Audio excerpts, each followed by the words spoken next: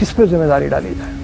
नहीं रहू, इसमें बुनियादी बात तो यह है कि वेस्ट को तो ब्लेम करना बुनियादी तौर पे एक शिकस्त खुरदार मस्क शुदा जहनीत का काम है। मैं कमजोर हूं, आप ताकतवर हैं, तो मुझे अपनी कमजोरी पे कंसंट्रेट करना चाहिए, so that you can not abuse my weakness. एक बात। दूसरी बात यह है कि वेस्ट, खासतौर पे अमेरिका की आप बात कर रहे हैं, ये तो वैसे जुमा 8 दिन की बात, आपकी तो सारी तारीख ही इस तरह, आपकी सारी तारीख एक दूसरे की गर्दनें काटने पर मुश्तमिल है।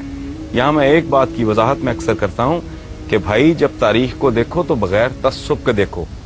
आप लोग अगर तारीख को मस्क करेंगे, तारीख का कुछ नहीं बिगड़ेगा, वो आपको मस्क कर देगी। बगैर तस्सुब से देखने का नतीजा ये है कि आप दुरुस्त नताइज पे पहुंचेंगे और फिर शायद आप उसको रेक्टिफाई करने का भी सोच सकें। अगर आप अपनी कजी, अपनी कमजोरी, अपनी गलती, अपने जराइम, अपने गुनाह, अपनी हरकतें, अपनी परफॉर्मेंस ही नहीं मानने को तैयार, उसके इलाज की तो नौबत ही नहीं आएगी। आपकी टोटल हिस्ट्री, ये वेस्ट को गाली देना, वेस्ट को बुरा कहना, वो छोड़ें, वो तो हमारे राइवल्स हैं। मेरे और आपके दरमियान एक मुकाबला चल रहा है जो सदियों पर मुश्तमिल है। तो you are most welcome to do anything you want. हम कहते हैं वो जी साजिशें करते हैं, वो आपसे बेहतर दिमाग रखते हैं तो साजिशें करते हैं, आप कर लें। अब झूठ है ये बर्रे सगीर की तारीख उठा के देख लें, लॉर्ड क्लाइव के साथ 200-250 गोरा था, बाकी सारे हम ही लोग थे, हमारे ही बुजुर्ग थे। बक्सर की लड़ाई में शाह आलम सानी का इन्होंने जो हशर किया है, लड़ने वाला कौन था उसके खिलाफ? बाबर को किसने निकाला था फरगना से? उसके चचाओं ने। यहां के उसने किसकी गर्दन उतारी सबसे पहले? इब्राहिम लोदी की। अमीर तैमूर ने किसको मारा? यलदरम को। फिर तो बनु उमैया, बनु अब्बास, ये आपके हाथ से स्पेन गया। और फिर ये अप्रोच भी गलत है, स्पेन चला गया। स्पेन अब्बा आपकी बरी में लेके आए थे, आप ताकतवर थे उस वक्त, आप एक्सपैंड कर रहे थे। आज वो ताकतवर हैं, वो एक्सपैंड कर रहे हैं। जब आप अपना वर्ल्ड ऑर्डर, जब आप में सकत थी, दम था, जान थी, तो आप अपना वर्ल्ड ऑर्डर इंपोज कर रहे थे। आज वो कर रहे हैं। रोना किस बात का? उसको गाली मत दें, अपने गिरेबान में झांकें। हमारे पंजाबी में कहते हैं अपनी मंजी थले डांग फेरो, तो समझ आए। आपकी टोटल तारीख, यलदरम पूरे यूरोप को उसने आगे लगाया हुआ था। अमीर तैमूर साहब यहां से रवाना होते हैं, जाके उसका सत्यानाश कर देते हैं। मुगलों का दौर देख लें, कहते हैं जी अंग्रेज ने डिवाइड एंड रूल किया। किधर डिवाइड एंड रूल किया? अंग्रेज तो आया को जहांगीर के जमाने में गालिबन, please correct me if I am wrong, sir Thomas Roe वगैरह।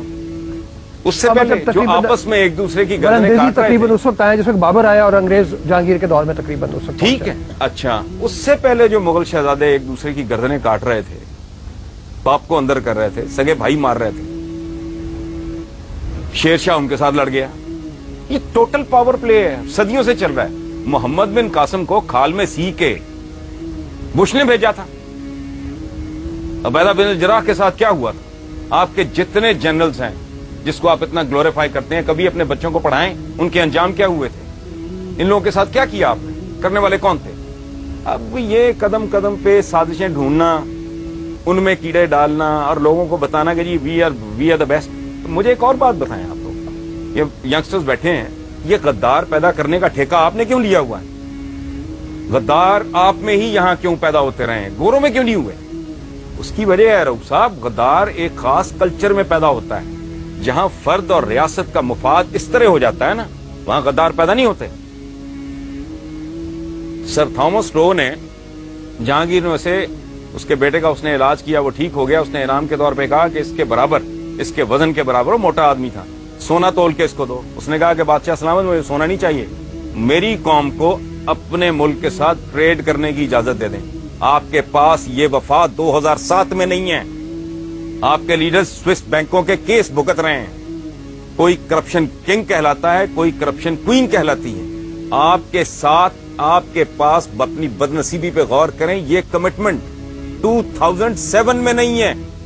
जो गोरे के पास, चूंकि मैग्ना कार्टा के बाद उन्हें ये एहसास उनके अंदर जन्म लेने लगा था कि मेरा और मेरे मुल्क का, मेरी स्टेट का मुफाद तो ये इस तरह की बात है। अच्छा, मैं एक छोटा सा सवाल यहाँ पे और पूछूं, चूंकि बुनियादी तौर पे जिस तरफ हमें चलना है, हम आज की बात करें, मादी के सबक जो है उससे हमें सीखना चाहिए, लेकिन क्या कोई ऐसी सूरत हाल हो सकती है, इस वक्त 3 मकतबे फिक्र के लोग हमारे पास मौजूद हैं, कोई एक चीज़ के ऊपर हम इत्तफाक कर लें, क्या ऐसी कोई सूरत हाल नज़र आती है कि बाहर को हम जब, क्योंकि देखिए ना पूरी दुनिया हमारी तरफ देख रही है, सारी दुनिया में इस वक्त मलून और मतून जो है वो मुसलमान है, हरकतों की वजह से नहीं, लेकिन कोई फ्यूचर में कुछ सूरत नजर आती है कि शायद हम तालीम हासिल करें, हम इंसान की रऊफ साहब, जहां आज इंसान खड़ा है इसमें आपकी कंट्रीब्यूशन क्या है?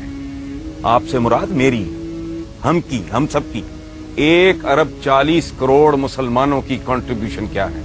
ये एक पैम्पर नहीं दे सके बनी नौ इंसान को, ये बॉल पॉइंट नहीं दे सके, ये गाड़ी की विंड स्क्रीन साफ करने वाला वाइपर नहीं दे सके।